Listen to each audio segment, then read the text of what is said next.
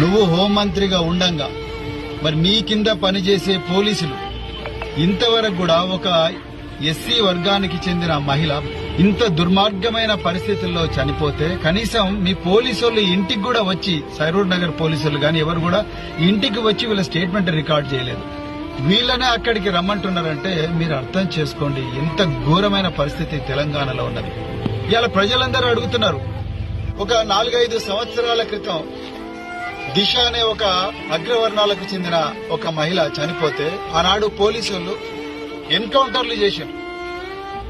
కానీ ఇవాళ మరొక మహిళ దళిత సామాజిక వర్గానికి చెందిన మహిళ రైతు కూలీల బిడ్డ ఈ రోజు అదే దురదృష్టకరమైన పరిస్థితుల్లో చనిపోతే మీరు కేవలం అత్యాచారం case SC ST prevention of atrocity case పెట్టి వదిలేసింది. 5 రోజులైతుంది. ఒక్క జానెట్ అనే నిందితుని తీసుకుపోయి ఆడ పడేసిండ్రు. ఎంపీ కూడా ఇదే నియోజకవర్గం. ఎక్కడ పోయింది ఎంపీ? మీ రాహుల్ గాంధీ, మీ ఎంపీ పేరు ఏం పేరా? రఘువీరారెడ్డి. మీ రాహుల్ గాంధీ ఏమో రాజ్యాంగం పట్టుకొని తిరుగుతున్నాడు. రాజ్యాంగం పట్టుకొని తిరుగుతూ ఉన్నాడు.